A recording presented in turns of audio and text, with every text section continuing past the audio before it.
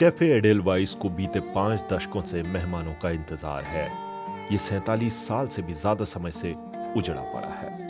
Taxi stand और parking meter भी खामोश अंत देख चुके हैं। ये साइप्रस का तटीय शहर वारोशा है। अब इसे भूतिया कस्बा कहा जाता है, लेकिन कभी यहां जिंदगी धड़का करती थी। 1960 के दशक में दुनिया भर से सैलानी यहां आते थे। 1974 में साइप्रस के हिंसक विभाजन के दौरान वारोशा तुर्की के कब्जे में चला गया। उसके बाद कई दशकों तक यह मिलिट्री जोन बना रहा। हाल ही में वारोशा फिर से आंशिक रूप से खुला है। ग्रीक सिप्रिएट आंद्रेयास लाडोस के लिए यह मौका है उस जगह को देखने का जहां युद्ध के बीच उनका बचपन बीता। गोल्डन मारियाना पर बम यहीं गिरा। गोल्डन मारियाना होटल लाडोस के परिवार का था, लेकिन 1974 में तुर्की के कब्जे ने परिवार को यहां से भागने पर मजबूर कर दिया। मुझे हमारा जान बचाकर भागना याद है। पिता उस वक्त मौजूद नहीं थे। हम कार में थे और मेरी माँ ड्राइव कर रही थी। मेरा भाई 1 साल का था। मेरी माँ कह रही थी कि अगर सेना का विमान दिखेगा तो हमें कार से उतरना होगा। मैं गाड़ी चलाते हुए विमान को चकमा देने की कोशिश करूंगी और लौटकर तुम्हें खोजूंगी।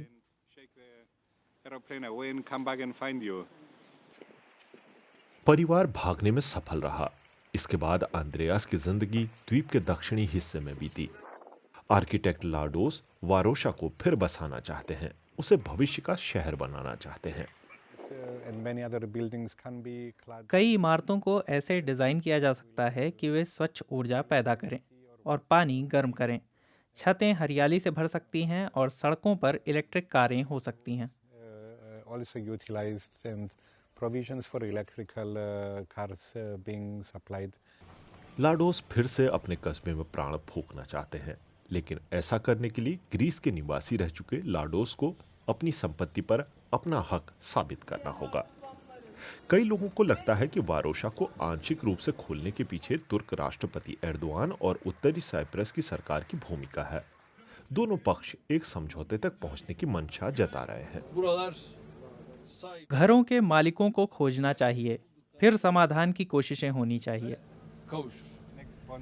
आर्किटेक्ट लाडोस के मुताबिक इस दिशा में बहुत ही कम प्रगति हुई है। वो समय समय पर वारोशा से भागे अन्य लोगों से भी मिलते हैं। कईयों को लगता है कि फिर से वारोशा में रहने के लिए वे तुर्क प्रशासन के अधीन रहने को भी तैयार है। आज ही अगर ये हो सके। हम यहीं पैदा हुए और बड़े हुए, यहाँ फिर से क्यों नहीं?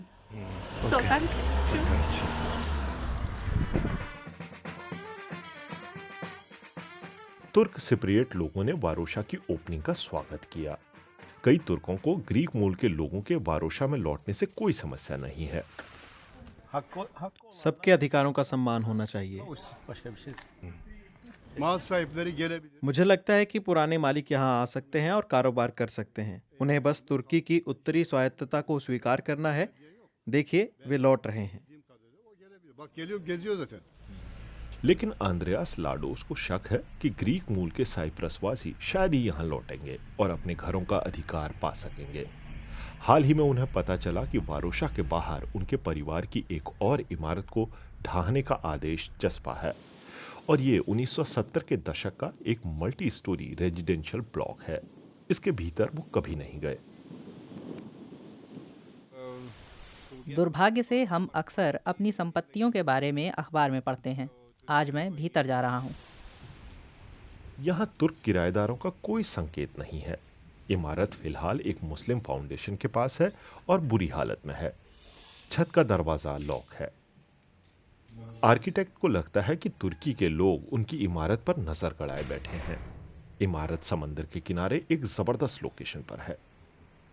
इमारत के मालिकाना हक को वापस पाने के लिए उन्होंने यूरोपीय मानवाधिकार कोर्ट में अपील भी की है। अब उन्हें जवाब का इंतजार है। इस द्वीप पर करीब 10 लाख लोग रहते हैं। हम सब जानते हैं कि ये घर किसके हैं। उत्तर के एडमिनिस्ट्रेशन के पास सभी पुराने लैंड रजिस्टर हैं। ऐसे में सवाल सद्भावना का है। अगर सामने वाला पक्ष सद्भावना दिखाए तो हमें जल्द घर वापस मिल जाएंगे। आंद्रेयास लाडोस फिर से वारोशा को अपना घर बनाना चाहते हैं। वो ये भी चाहते हैं कि तुर्क मूल के साइप्रस वासी भी यहाँ रहें। ऐसा हुआ तो ये भूतिया कस्बा अपनी जंग झाड़ कर साइप्रस के घावों पर मरहम लगाने की शुरुआत करेगा।